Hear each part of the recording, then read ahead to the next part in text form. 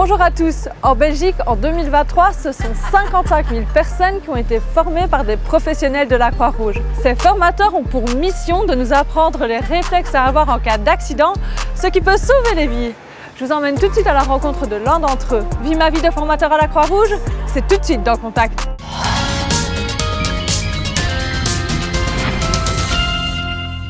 Je m'appelle Laurent Santin et je travaille à la Croix-Rouge de Belgique depuis janvier 2020.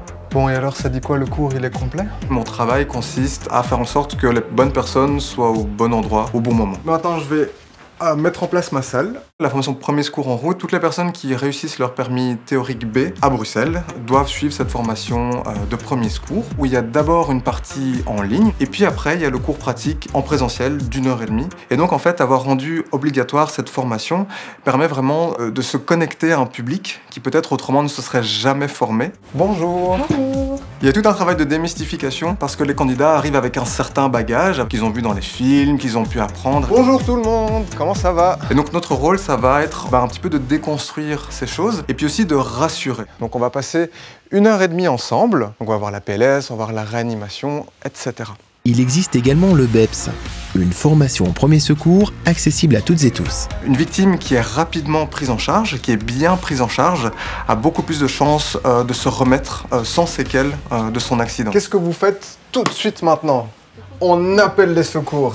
Premier réflexe à avoir en cas d'accident, c'est vraiment la sécurité. C'est pour moi qui intervient, c'est aussi pour la victime, et puis c'est aussi pour les autres personnes autour de moi. Ce qu'il faut surtout pas faire après un accident, c'est se précipiter. On ne retire jamais le casque d'un motard, d'un cycliste, peu importe. Ça va être les ambulanciers qui ont une technique spéciale, qui vont pouvoir retirer alors le casque. Ça peut aggraver la situation de la victime si on la bouge. Fanny s'apprête à découvrir les gestes de premier secours.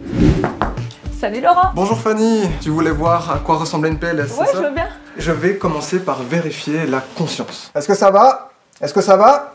Comme la victime ne répond pas, ne réagit pas, elle est inconsciente. Maintenant, je vais vérifier la respiration. Je vais devoir dégager ses voies respiratoires. Une main sur son front, 2 doigts sous le menton, je vais basculer sa tête en arrière. Et ensuite, je vais voir son ventre se soulever. Je vais entendre le souffle dans mon oreille et je vais sentir aussi le souffle de sa respiration sur ma peau. Je vais faire ça pendant 10 secondes. Il respire toujours, je vais pouvoir le mettre en PLS. Pour ça, je vais commencer par le bras qui est le plus près de moi pour faire un double angle droit. Ensuite, avec la main la plus éloignée, je vais passer le dos de sa main contre sa joue.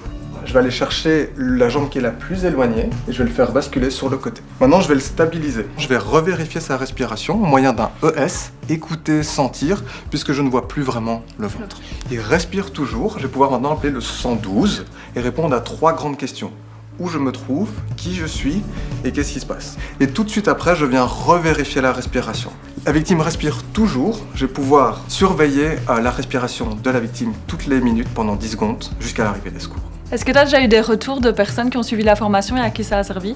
Il y a effectivement l'histoire d'une mère de famille qui nous a raconté qu'elle avait pu porter assistance à son fils, qu'elle avait retrouvé inconscient, mais qui respirait encore, et donc elle a pu le mettre en PLS, elle a pu appeler le 112, elle savait quoi faire. Donc voilà, cette formation, cette préparation lui a permis de garder la tête froide. Donc voilà, quand on entend des choses comme ça, on est content, on se sent utile, c'est sûr. Avant de nous quitter, Laurent a un dernier conseil à nous donner. Un accident, ça peut toujours arriver. Et donc c'est important de se préparer avant que l'accident n'arrive. Comme ça, le jour où il y a une situation d'urgence qui se présente, eh bien, on peut porter une aide qui soit à la fois rapide et efficace. Contact, c'est déjà terminé pour aujourd'hui. Merci d'avoir été avec nous. Si vous avez encore des questions sur le code de la route ou la sécurité routière, envoyez-les nous en scannant le QR code qui s'affiche juste au bas de votre écran. Quant à moi, je vous retrouve dès la semaine prochaine et d'ici là, bonne route!